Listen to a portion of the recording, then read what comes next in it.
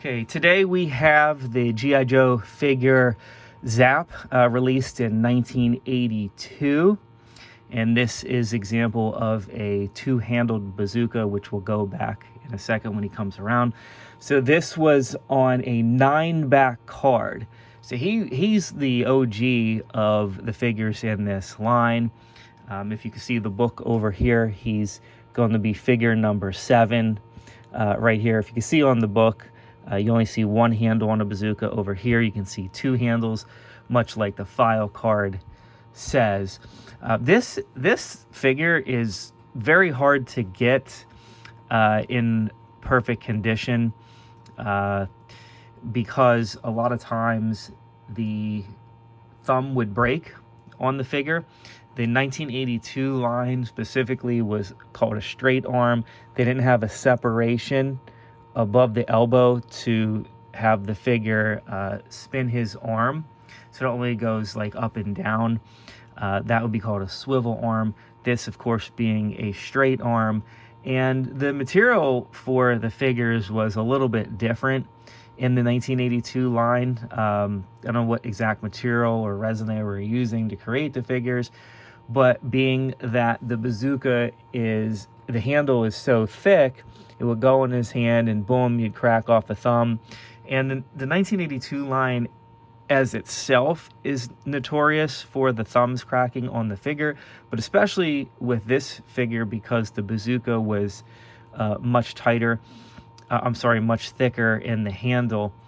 Even the 1983 line, for instance, this figure here is from 1983. You can see he easily holds his gun, and then you have this action where the arm twists, so that's your swivel arm figure.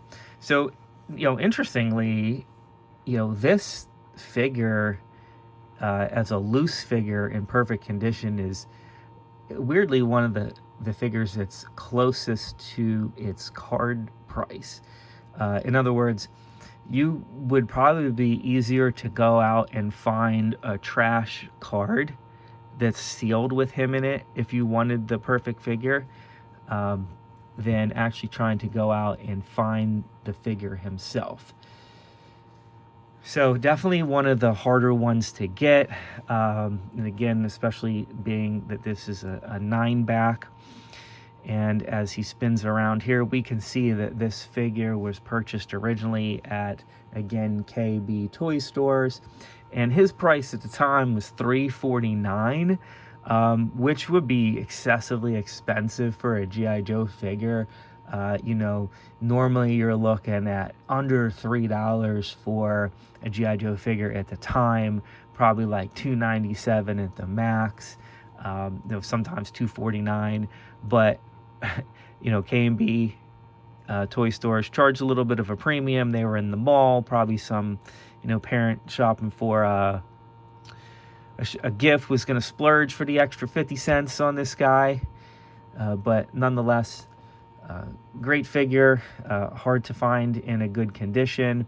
If you like my video, please give some comments below. Tell me what your thoughts are on the original 9 figures from the G.I. Joe line, or any other information that you want to share with the group, and I will try to get back to everybody. Thank you.